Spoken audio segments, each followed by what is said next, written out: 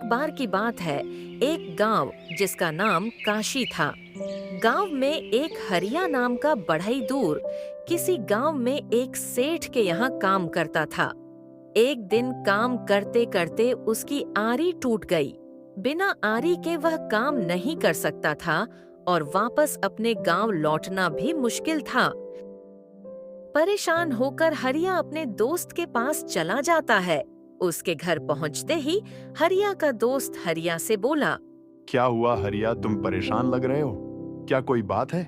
अब मैं तुम्हें क्या बताऊं। कल मैं काम कर रहा था, काम करते करते अचानक आरी मेरी टूट गई।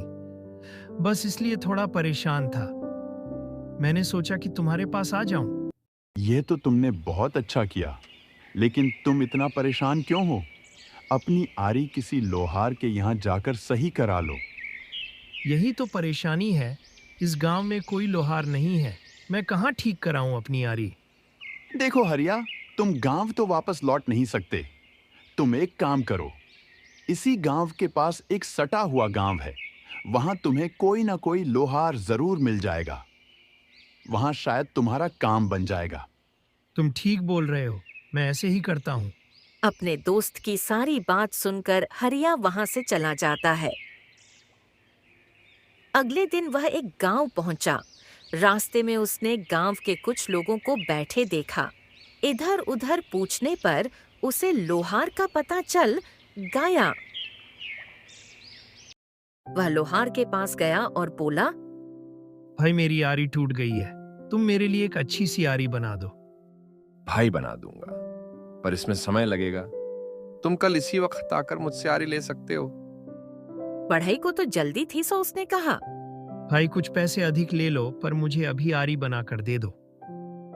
अरे अरे भाई, तुम तो बड़े जिद्दी हो। मैंने तुमसे कहा ना कि मेरे पास अभी काम ज्यादा है।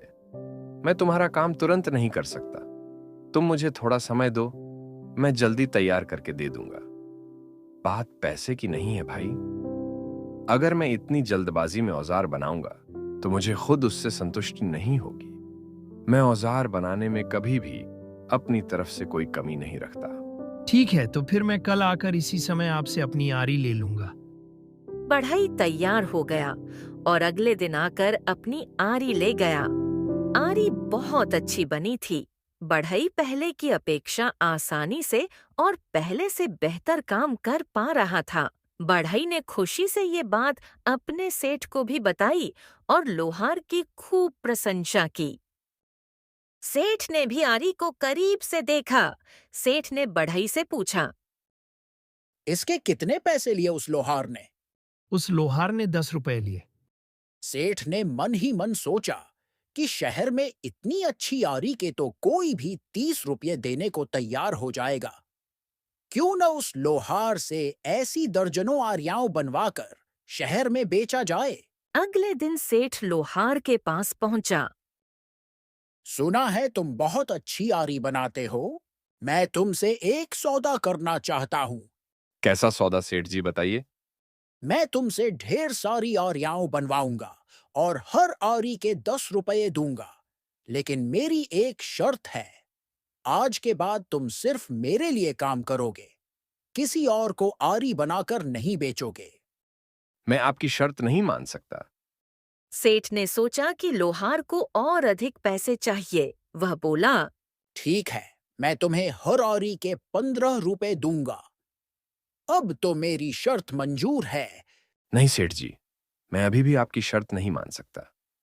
मैं अपनी मेहनत का मूल्य खुद निर्धारित करूंगा। मैं आपके लिए काम नहीं कर सकता। मैं इस दाम से संतुष्ट हूं। इससे ज्यादा दाम मुझे नहीं चाहिए। बड़े अजीब आदमी हो तुम।